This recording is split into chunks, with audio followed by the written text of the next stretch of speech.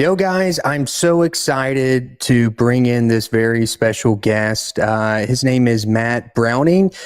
He's the founder and CEO of Ikonik, which is a incredible company that does a ton of stuff that we're going to hop into in this conversation. Me and Matt met a couple years ago, and he does a lot of incredible work, not just with other organizations for streaming and app building, but he does really awesome work with churches and ministries. And so we got connected through another buddy that I had, and it kind of led down a long conversation to where Matt and his company Ikonik was the clear choice for the ministry that I'm at to help us with live streaming, building apps, and yeah, it just kind of started there, but it really built into a great relationship. Matt is super relational. He's really passionate about serving churches and ministries. He's got a huge background in church and ministry. So let's jump straight into this. Let me bring Matt in. And Matt, hey man, well, this interview and this video was very random, but I appreciate you jumping on with me. Yeah, absolutely. This is a blast. Thank you so much. Yeah, Matt. So, man, we'll jump into the background of Ikonik in a few minutes, but let's just kind of get like your heart around churches and ministry. You spent a lot of time working for churches in your background, and then over time, it just made sense for you to create Ikonik and go full time into it. But let's just tell people watching this, like your heart just for media production within churches. Yeah, absolutely. I jokingly say that I've done just about everything in church ministry except for women's ministry. Everything from worship, leadership, teaching pastor, the janitor, even at one point, youth pastor, all across the spectrum. But with regard to media at a church, I think it's actually one of the more profound pastoral elements of any church ministry. When we are talking about bringing pastoral leadership to people, we're giving clarity about what's happening and what to expect. And if you really think about what pastoral ministry is, that's what you can really bring it down to, is helping people understand what is happening and helping them to grow in their faith, which is really giving them a context for their expectations. Faith is expectations. If I sit down in a chair and I expect it to hold me, I have faith that that's going to hold me. And so, pastoral leadership is really about those things. And when media within a church environment is done right, when it's executed right, it fulfills those pastoral intentions of helping people understand what is happening. That's as simple as signage in a facility, or helping them understand what is happening in culture, what's happening in life, and helping build their faith, understand what to expect, what's coming. And media is such a crucial piece of that. And so when we get to work with churches and work with church teams, I think one of the things that's really exciting for us is, and for me in particular, is helping people understand that the technology is secondary. If we're doing technology right, even the congregation, the people that are using the technology, it should be transparent. But then also allowing those people that are part of the media teams to understand that high calling of the pastoral aspect of their media ministry. In a lot of churches, there's often a divide between the pastoral staff and the support staff. And I think being able to eliminate that distinction, especially in the people that are doing media ministry and putting their heart and soul in, nobody is a part of a church media team because they couldn't go and make more money somewhere else. Isn't that the truth? It's almost like a joke amongst Christians who decided, hey, I'm going to work for a church or ministry that like we're not here for the paycheck, and it's almost okay. I mean, it's funny. I get it. I mean, I've been at that level certainly within Christian higher education to full time ministry church, to where like there's only a few positions in terms of leadership that is probably doing decently well, and then the rest of the other people kind of have to come in and say, okay, like there's a higher calling here. And like, maybe this is just where I need to be because I feel fulfilled doing this type of content. Yeah. It's really funny. I have a very good friend that maybe we'll get a chance to talk to in some of these conversations here one of these days. But when all the stuff with COVID happened, obviously everything had to transition, and it had to transition very quickly. And he was working at a prominent megachurch that they rallied very quickly, the media team and the people that were a part of that media team, to answer people in digital messaging, chat channels, answer phone calls and stuff like that, man the lines. And, as most large ministries have, they have all these metrics for ministry touch points and everything. And the media team outperformed the rest of the entire pastoral ministry of the church to the point that they got a little upset about it. Yeah. But for like someone like you that has, been in church and ministry and have helped a lot of different other organizations, those analytics and like those data pieces and points, like they make sense to people like me and you that look at data at completely different. And like I feel like sometimes when I jump in conversations with people in churches and ministries, or just even people on teams that I've been a part of, it's having to change the way that they look at spreading the gospel and like getting their very unique way to teach and communicate with people out there. Because you throw around a lot of terms that's very marketing, and I'll throw out this other term, Matt. I'm sure you've heard it a bunch in terms of ministry, like a very secular type of thing. Right. To talk about avatars or targeted audiences and stuff. But if you make it simplified, at the end of the day, you do have a target audience, right? It's lost people. It's also saved people. It's people that like need encouragement, need spiritual wisdom and insight and guidance. And, live streaming and building a digital community of those people, I like to refer to it as like supplemental church, to where most people have a place that they go on Sundays or whenever like that physical body would meet. But man, like that's just like a one touch point thing. And like people need constant encouragement. So like speak into that in terms of what Ikonik does with broadcasting and streaming, and like different ways that you would walk through like a lead pastor or like a team of saying like, this is a huge benefit, not just to the people that attend locally at that local body, but you got to think about tens of thousands, even millions of people that would really benefit by your unique way to teach and speak to people. Yeah. And I think what I would come back to again is sometimes people can get hung up on technology for technology's sake, and they have an aversion to that. And I understand that aversion.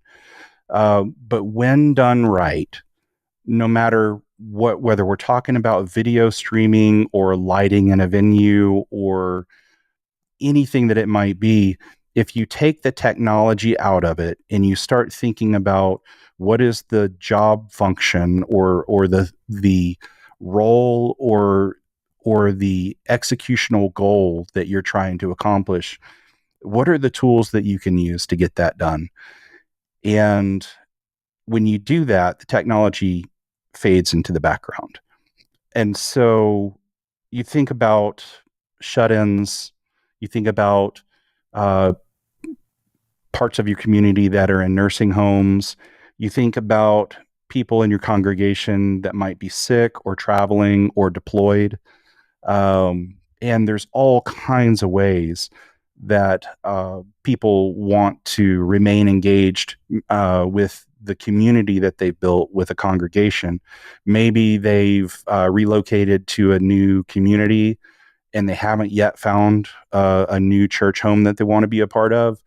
And so they want to somehow remain connected to where they've come from in that interim period, or just want to remain connected in general. And maybe a ministry has an influence that's beyond its immediate community, and that's not a bad thing. That's a really good thing if that message resonates and creates a community that extends the local area, and certainly the local venue.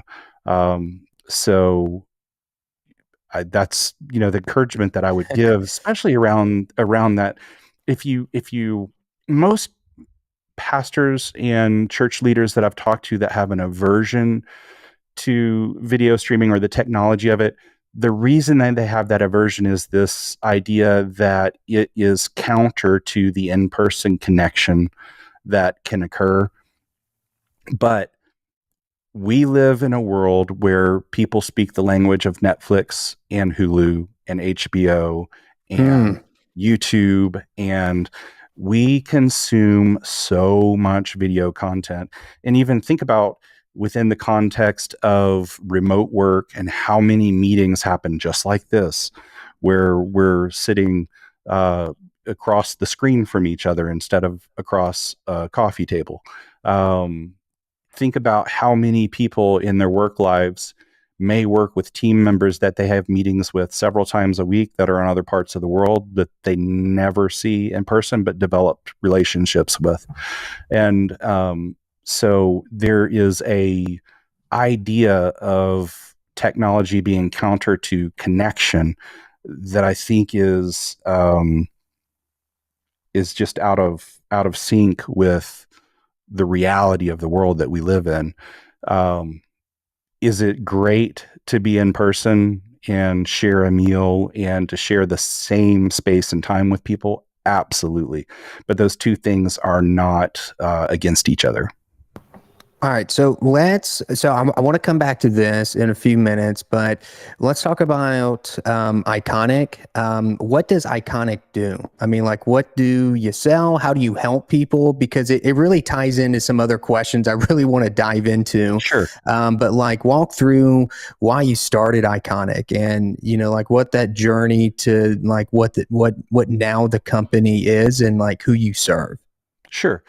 Yeah, the company started, a hot minute ago, and we started primarily doing video production. We were doing a lot of DVDs and Blu-rays at the time that the company was formed.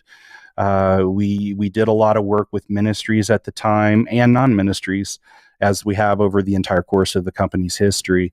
But as things transitioned in those early years, it became obvious that optical media, DVDs and Blu-rays, were not going to be the way that content was going to be distributed as we moved into the future. It became very obvious that streaming was going to take over. So we started adding streaming as an additional service in addition to making DVDs and Blu-rays. And just over time, now we have customers that have been with us for 15 years that have been streaming their services every weekend. So it's been a long time since we made that transition and jumped into streaming. But even that is case in point to what we talked about just a minute ago. One of the things that we work from is this concept called the jobs to be done theory. And in the jobs to be done theory, jobs to be done framework is this idea that a customer has a job to be done. They don't care about technology. And the customer's job to be done actually transcends technology. I think it's not, that idea is out there. There's books written on it. There's courses taught on it. So it's not like some secret that I have, but it just the reality of things that churches have a particular job that they're trying to get done, and that job transcends technology. And one of our secret weapons is that we actually understand that what we do is not about the technology we provide. What we do what we do is about what our customer actually needs to get done. And so because of that, we take a very, we like to listen first to understand, try to understand what a customer's actual needs are. What is it that they actually need to get solved? What we don't ever want to do is, here's our product. Let's try to figure out how we can fit you into it. What we want to do is we want to talk to our customer, understand where they've been, what is their vision, where are they trying to go, and how do we package what we have available in a way that actually serves the goals that our customer have. If you remember when we were working with you guys and we did some onboarding, Oh we yeah, actually yeah. developed the training around your workflow. We didn't train you how to use our product. We trained you what your workflow would be within our product, because that's the way it ought to be oriented toward the customer, whether that's a church, whether that's an enterprise. We look at it the same way. How do we come alongside what our customer is called to do, and how do we support that? And we have a couple of different ways that we do that, whether it's live streaming, whether it's helping get that to different types of platforms, whether that's video applications, whether mobile TV apps, Apple TV, Roku, all that kind of stuff. But we do that in a way, I mean, it can be very painful to do that with some of the tools that are out there in the marketplace. And what we've built is a really streamlined, easy to use solution that even a volunteer can go in and use, and it's relatively easy. Yeah. So, okay. So for people that are watching this that are going to understand some of the terms that Matt's talking about, let me break it down more layman's terms. Okay.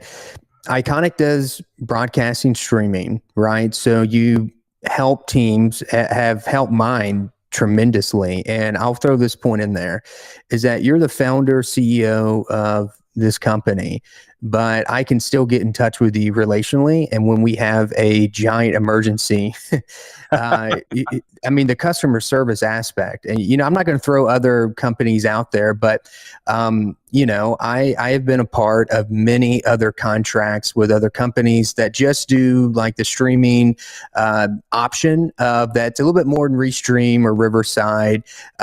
You're now dealing with pretty expensive encoders, HD, 4K encoders, that you're taking a giant broadcast production in terms of integration, giant cameras, right? 12G SDI. I mean, like a lot of cables, a lot of integration that comes through. And then at the end of the day, church production teams can have all this set up, and like the church and ministry has invested wisely in a great team and great integration, great engineers. But if there's an issue with the actual stream at any point while it's actually going out on Sunday, Friday nights, Wednesday nights, whenever, that's where all the issues come into play. And so customer relations side, got to say, man, you are hands down the most reliable person, especially for someone that owns the business. And it's a big business, Matt. Like your company does a lot of work with a lot of people, a lot of awesome work. But just from the customer relational side, just to be able to get in and get those needs, it goes back to like the onboarding stage of you're coming in and working with a team that like we currently have to find solutions and do training and kind of figure things out. So you do that and you say application, let's just make it simple, apps, right? So if it's iOS, Roku, Fire TV, Android, like if your church is looking to get an app to where you can build live stream archives, at least for the ministry that I'm at right now, we have like an EDU side to where we created all this educational content, and like you built that into the app. And then we were looking for an option just to have like a donate option.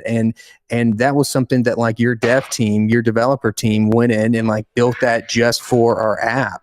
And so customer side, you're doing apps, you're doing streaming, and tell us about your new incredible, I don't know if you want to throw it out, but your new 4K encoder, because that was really exciting for us to get a hold of.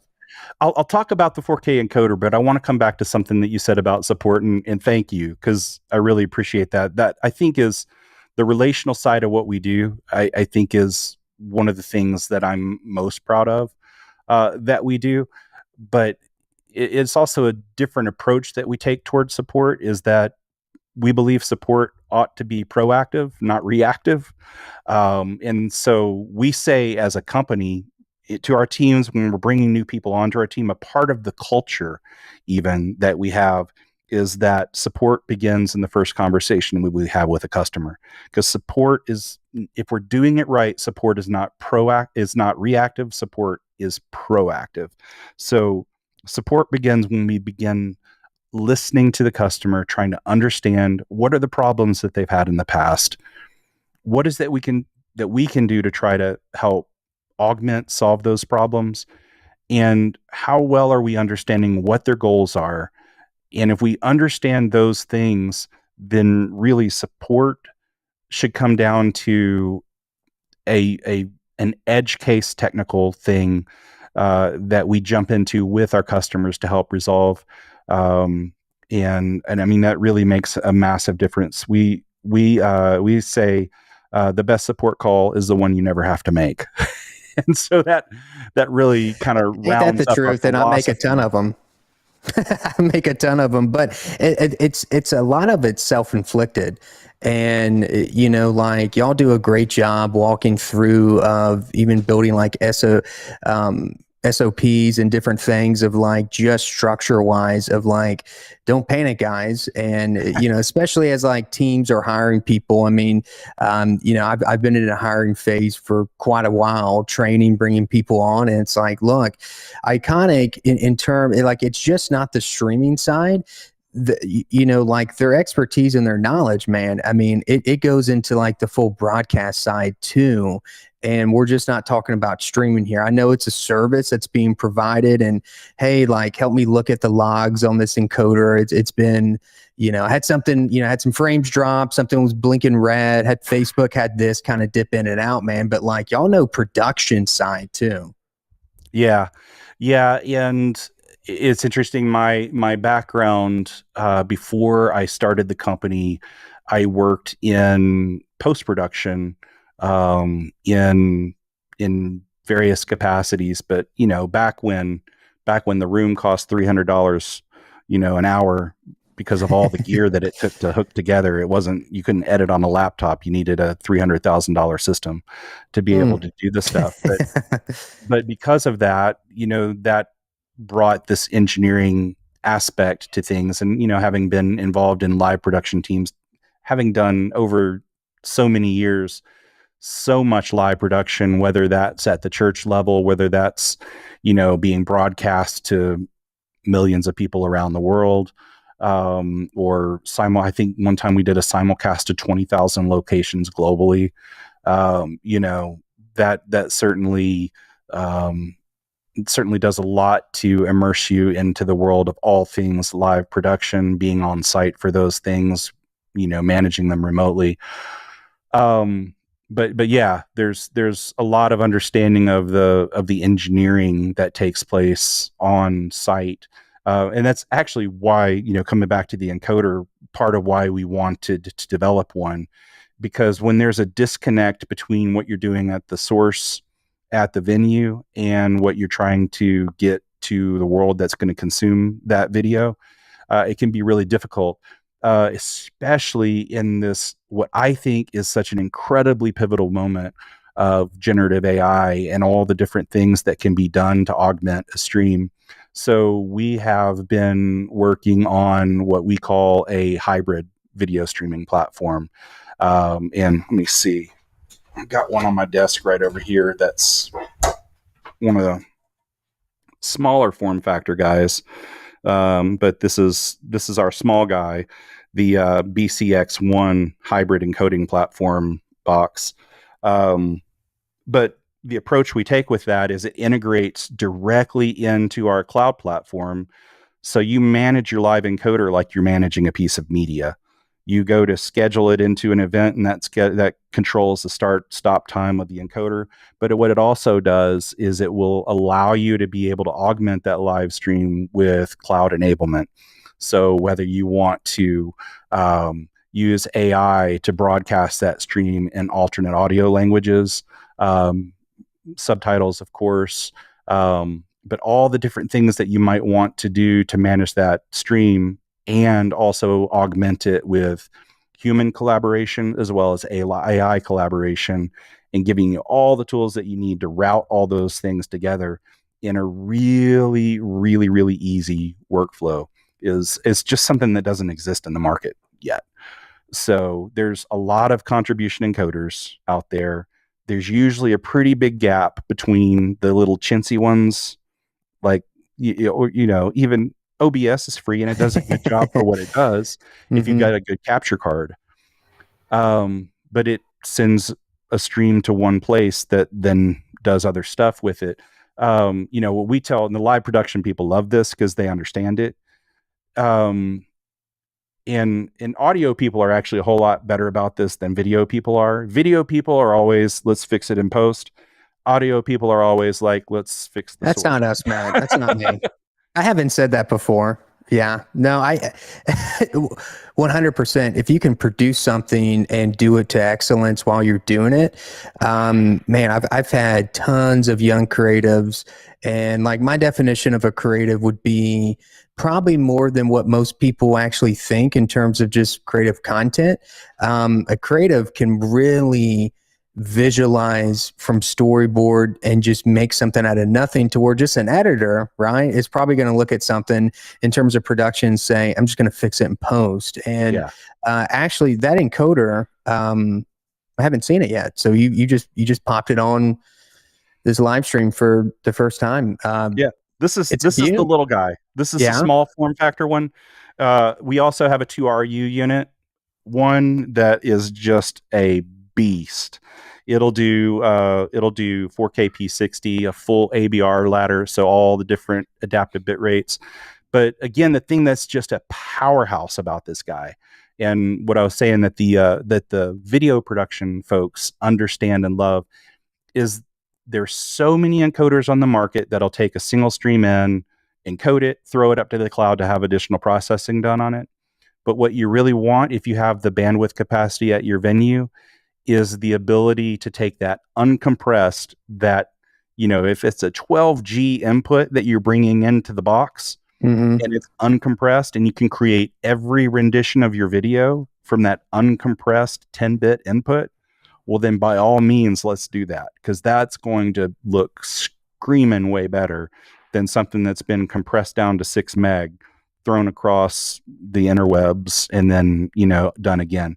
That's why, there's a very prominent competitor in the space that develops an encoder, and everything that they do looks washed out because they've compressed it down so far to get it into the cloud to do further processing, on it. And it'll just never look as good as if you did it all local from uncompressed input. There's no secret sauce to that other than, here's an idea, let's not lose a generation before we send it out to the world to view.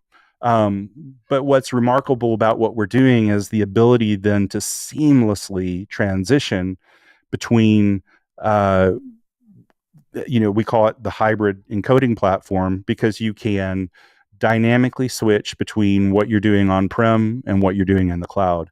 Maybe I want all my H.264 encodes to be processed in the cloud, but all of my HEVC encodes to happen on-prem, because most of my users will actually be watching the HEVC, and H.264 is really more of a fallback. If I want to preserve my bandwidth, then I can offload some of that to the cloud. So we're very unique in our ability to be able to transition between what are we doing on-prem, what are we doing in the cloud. Is my connection condition at my venue a little bit sketchy right now? Okay, our internet's having trouble. Let's offload everything to the cloud this time, and the rest of the workflow stays the same. That just doesn't exist in any other encoding product that's in the marketplace. There's some other things that I don't want to talk about too much, but there's some things that we've, in collaboration with our AI partners, have been working on that make especially that piece where we're going to facilitate AI dubbing in real time for live streams. There is a special integration with our encoder that make those better than any other workflow that's in the marketplace. So I'm super, super excited about everything that this live encoder represents. All right, so let's look at this one question that I've been kind of building up to this point, Matt, and it's why churches and ministries should be on YouTube. Why should they live stream? In just the years that you've seen it, I mean, we've talked obviously off camera about data and where people's attention is really at, and it's streaming. It's on certain platforms, certain devices. TV has been really big in terms of YouTube and what YouTube offers. I mean, it's free, right? I mean, like, you don't even have to have a premium account. If you want to skip ads, you can get it. But even this past year, we're like the Nielsen data. I mean, YouTube is the #1 stream device or excuse me, application on TV right now. I mean, it's over Netflix. But in terms of religious, spiritual content, why should churches live stream, man? Well, there's just so many reasons, right? Um, there's a lot of content there. I think that the church ought to be flooding it. But you know, in the same way that I think every pastor ought to perfect the art of language, I think that they ought to also be perfecting their distribution, not for commerce, but for flooding that arena with the gospel. There are going to be people that discover it, share it, and link to it, and it lives there, and it becomes this place that people can come across the message that hopefully transcends any personality and leads people. I love what Dietrich Bonhoeffer said. He said discipleship is immediacy to Christ. And I think that any media that any church is producing ought to have that goal in mind. How does this piece of content move someone more toward immediacy with Christ? And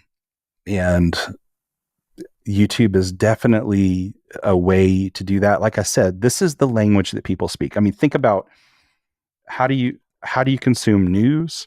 How do you consume any video content? If we pulled up a graph to look at the consumption of video over the past 10 years, how much it's increased, it's just exponential, the amount of video that gets consumed, and it's not going to stop. And that's not a bad thing. I mean, some people might look at that as like, oh, people spend way too much time on their screens. Again, technology, when done right, becomes transparent to the lives of the people that are consuming it. It'd be one thing if people were just sitting there playing video games all day long, but when these things become immersed into the fabric of life in a very natural way, it's not an escape from life. It's just there as another piece of. It can either be another piece of the noise, or it can be something that brings encouragement, deepens people's faith, and fulfills those pastoral callings that I was talking about just a little bit ago as well, of giving people a sense of what's happening now and calling them to faith. And YouTube, a video streaming platform, I think that they're all important.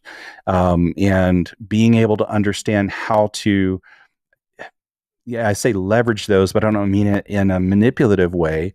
I just mean it in a way to actually extend the message in the same way that you would want to improve the lighting, in the same way that you would want the seating to be comfortable, in the same way that you would want to that hopefully a pastor wants to improve their craft of communication.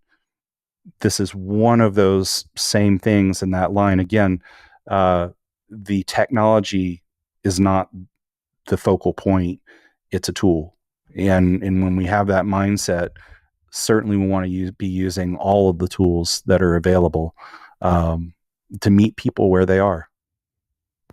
Yeah, no, that is very well put, Matt. I really lean on Matthew 28, where Jesus has come back, he's resurrected, he appears to the disciples, and depending on what translation you look at, he's basically saying, paraphrasing some, I like New Living Translation, this is not a theological point right here, right? Um, but he tells the disciples to go and make disciples of all nations. And in 2025, when you look at the landscape and you look at data and you look at studies that come out from a host of organizations that poll this stuff, watch time hours, attention spans, it's very clear where that's leaning in terms of technology and landscape. Like this isn't the 70s, the 80s, more old school media techniques to where if you were trying to disciple and bring people in, it started with a cassette, went to CDs, went to Blu-rays, right? It went through all of that, but so many churches are still doing mailers. They're focused on community aspect, which is great. You have to be, but in terms of trying to, do outreach, right? And like spread the gospel, data is very clear on which avenues of technology or which techniques, let's just say modern techniques that God has given you and everyone else to reach people. And it can be a weird conversation when you're talking to like church leaders and people of value and leadership at churches about why you should live stream, why you should create content.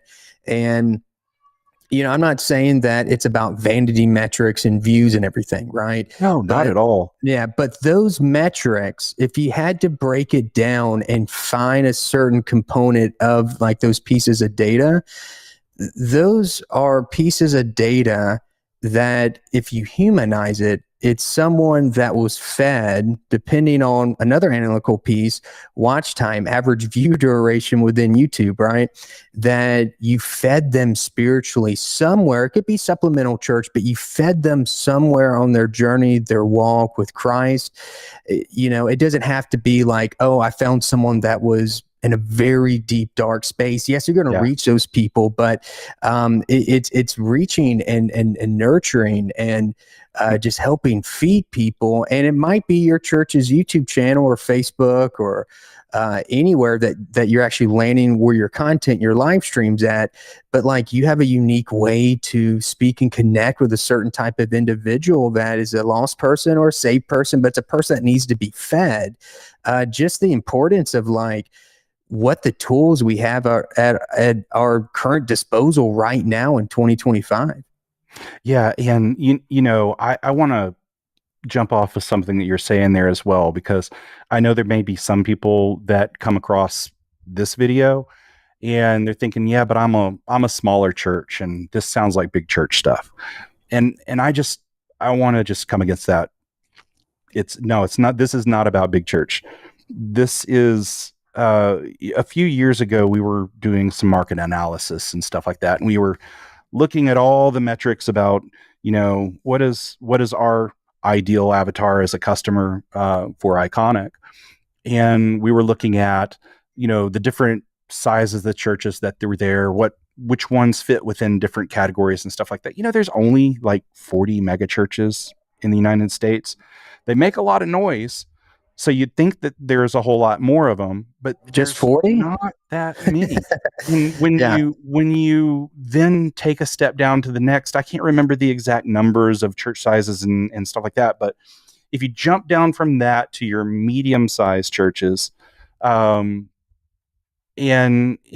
whatever, I think it's 1,000 to 2,500, 3,500, something like that, it is astonishing when you look at the people that are actually in community related to those ministries versus the people that are in community represented by those 40 mega churches.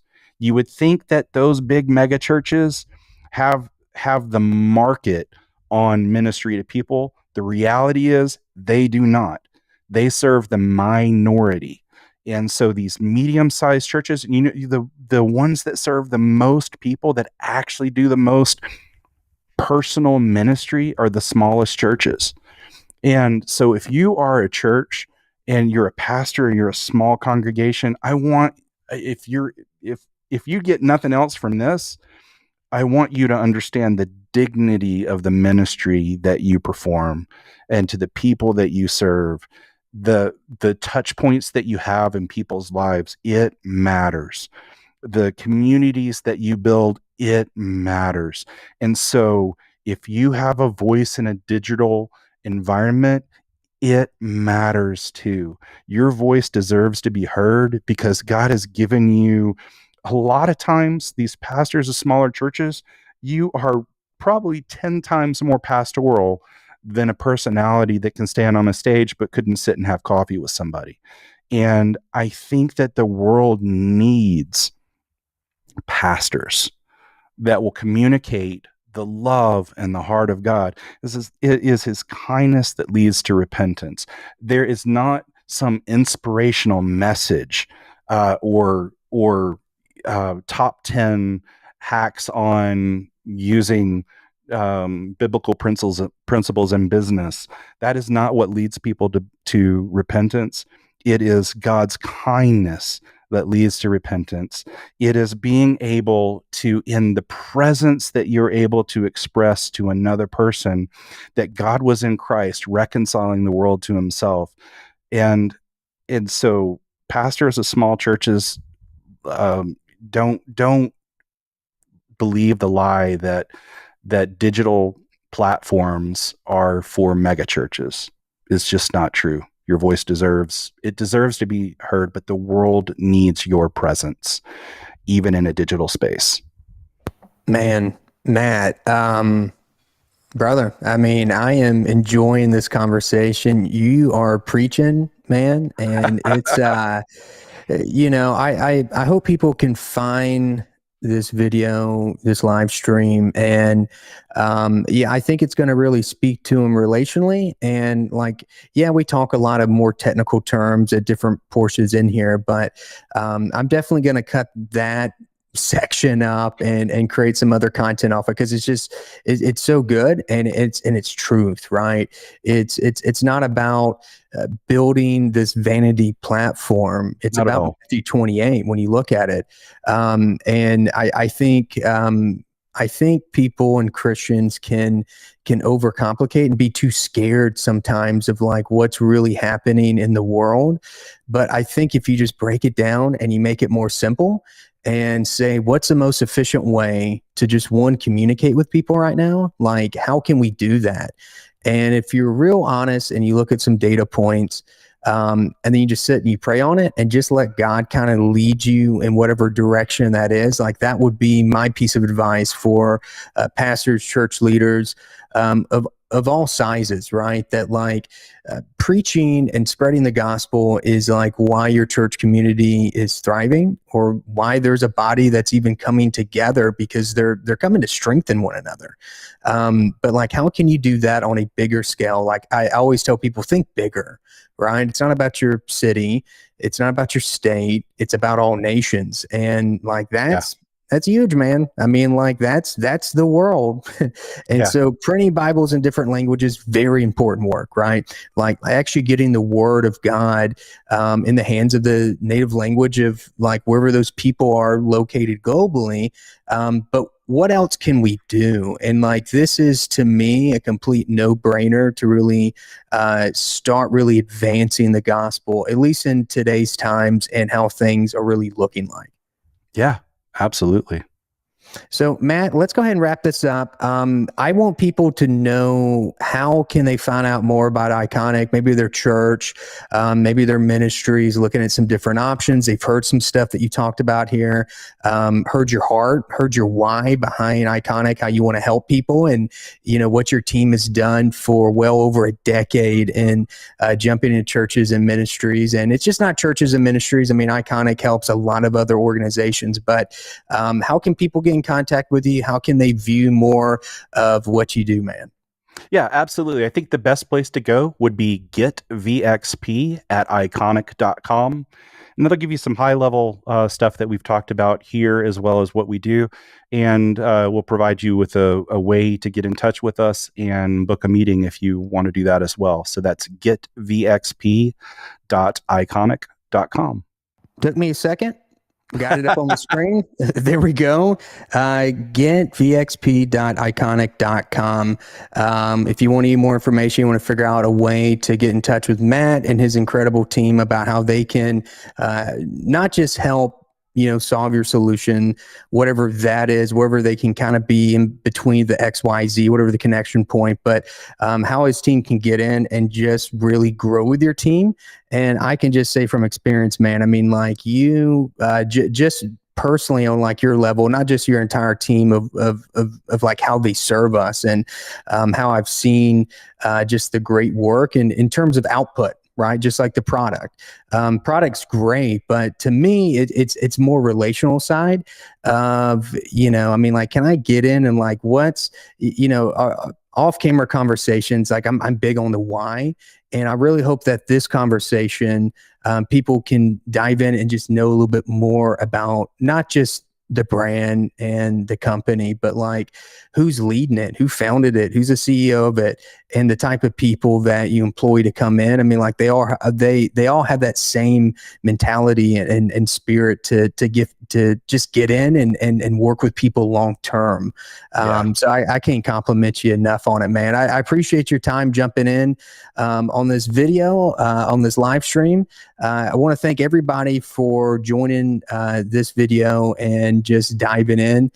Matt, hopefully we can have some more conversations, jump back on the channel and dive in more of Ikonik story. But honestly, I'd love for people to get to know you better at a deeper level, because really at the end of the day, you're working with all these different types of companies. Like you want to know that you're working with someone that really gets what you're doing. Yeah. Yeah, awesome. Well, it's been a joy to be on. I've enjoyed the conversation as well. So thank you so much, Darrell. All right, that's going to do it for this live stream, this video. Do me a favor, do yourself a favor, hit that like and subscribe button. If this video has brought you any type of value, if you feel any way about it, do yourself a favor, do myself a favor, and do one of somebody that you know a favor.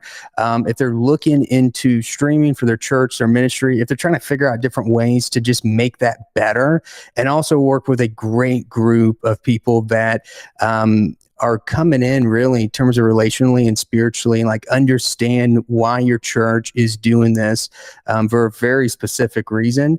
Definitely pass this episode, pass this content. If you see a short from this episode, pass it on too. Matt and his team over at Ikonik are incredible. I can't thank Matt enough, and I can't thank you enough for hopping in for this one. All right, that's going to do it for this video, this live stream of the podcast. We'll see you on the